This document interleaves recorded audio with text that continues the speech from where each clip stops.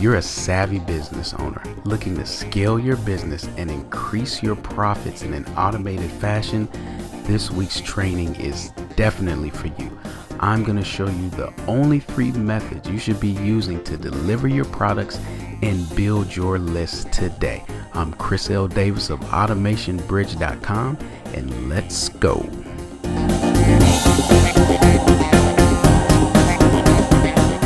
So the 3 methods that I'm giving you today are the most effective, most widely used methods when it comes to building your list online.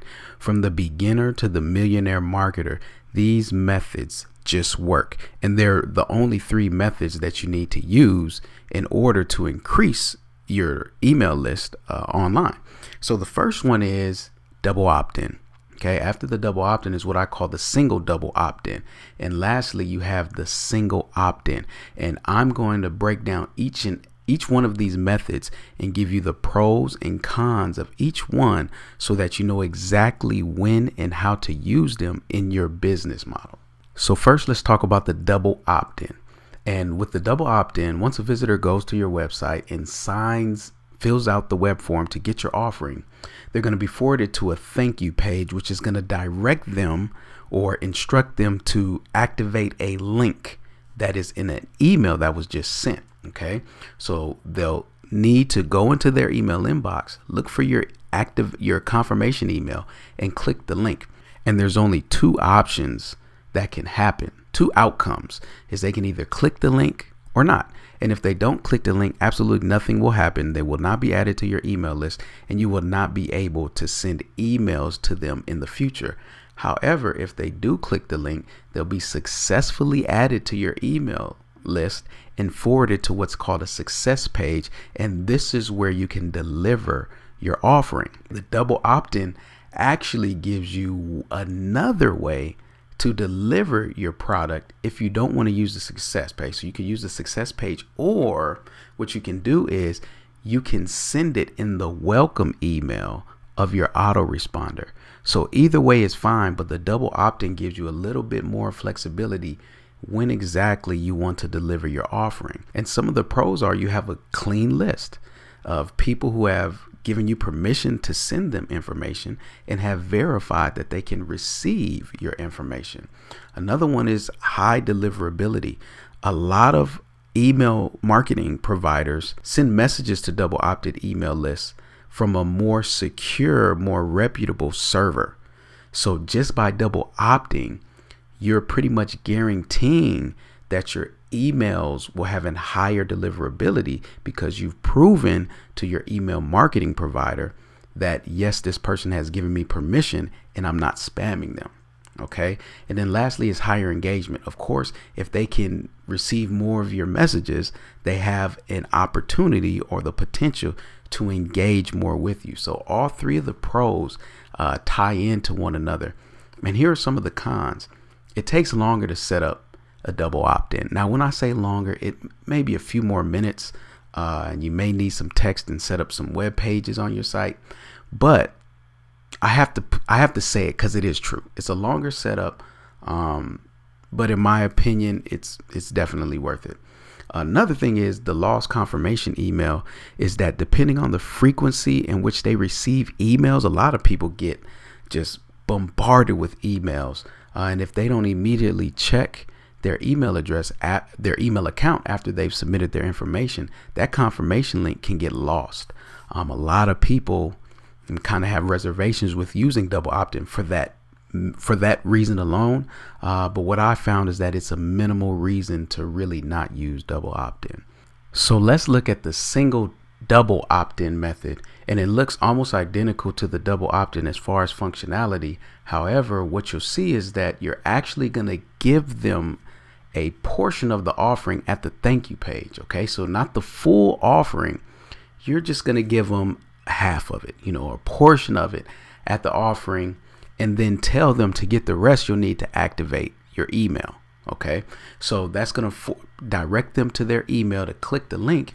And once they've clicked the link, just like on the double opt-in, you can deliver the rest of the offering on the success page or in the welcome message of your autoresponder. Okay, so The functionality as far as the setup is the same. The implementation is just a bit different from double opt-in to the single double opt-in. And some of the pros with this one is, of course, you have a clean list, higher deliverability, higher engagement, everything that you get from the double opt-in. However, you also get momentum. You're building momentum because right after they've opted in, after they've given you their email address, you've immediately delivered some value. Okay.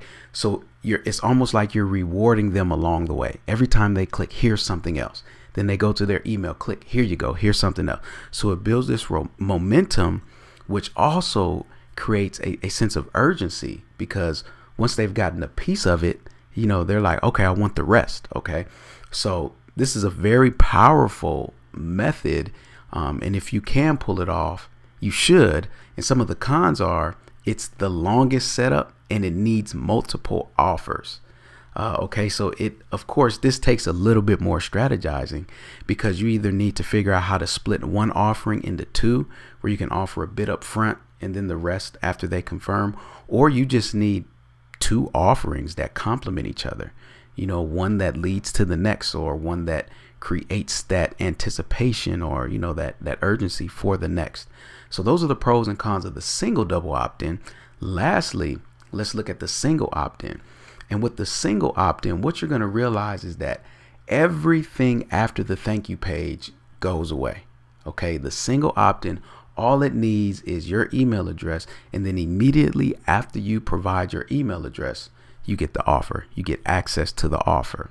Now, I have a certain biased opinion towards single opt-in, which I just don't recommend it. But before we get there, let's jump into the pros and the cons. The pros is it's fast. Single opt-in is just fast. It's the least amount of steps. Look, they enter in, your visitor enters their email address. Bam, they have the offer right there.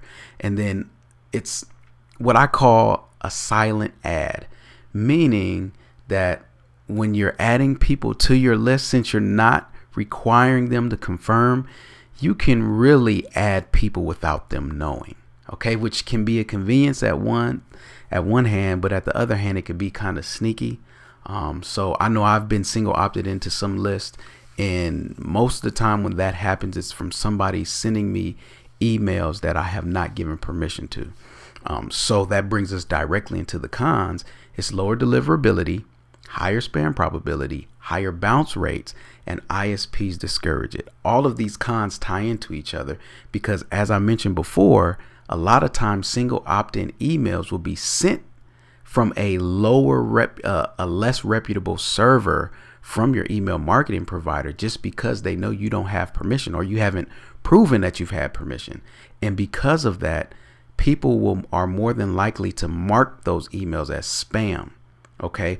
Or the higher bounce rates because you have not confirmed that email address is real. So you're not protected from typos or people just putting in fake email addresses to get your offering. And this is why ISPs discourage it, because there's just no way you're putting them at risk for the most part. So if you use single opt-in, there's only a few advanced ways that I would recommend using single opt-in. It does have its uses. And in fact, let me show you what I've come up with. I've come up with a table to show you exactly when to use each method.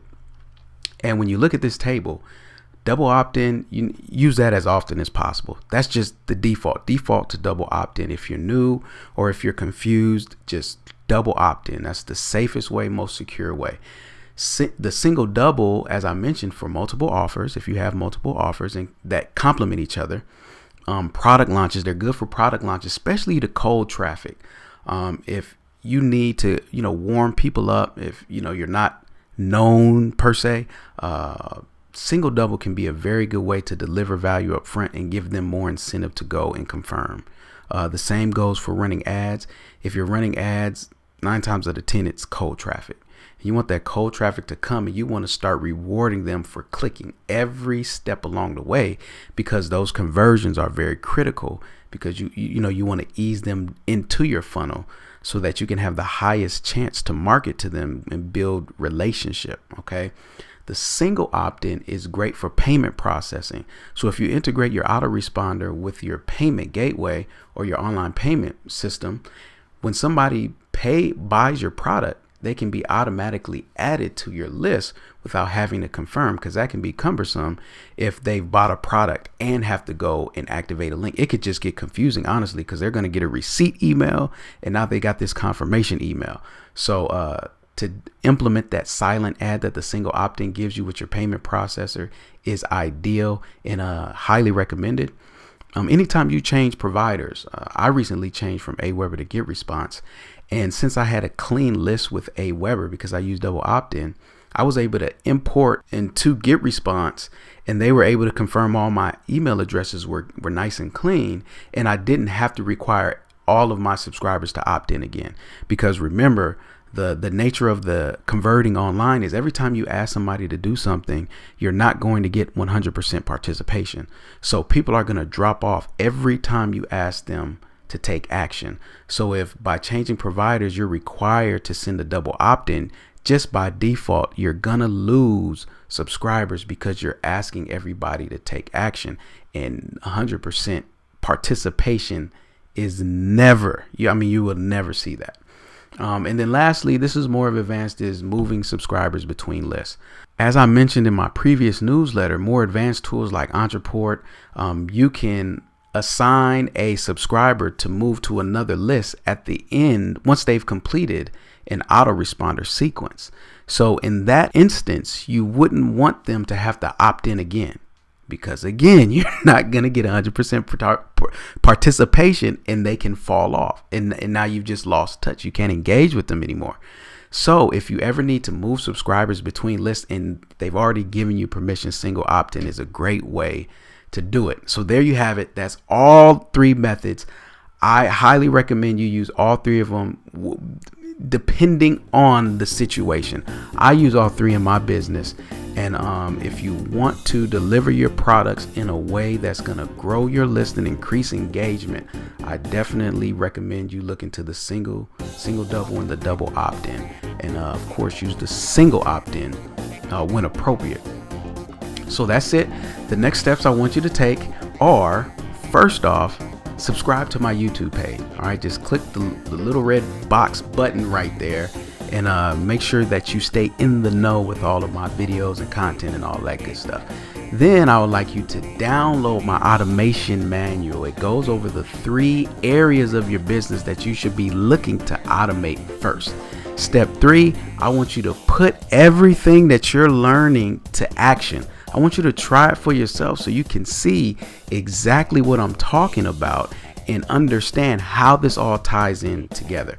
Because it's not until you implement these strategies that I'm showing you that it becomes real and you start seeing the results. And that's what I want. I want you to see results.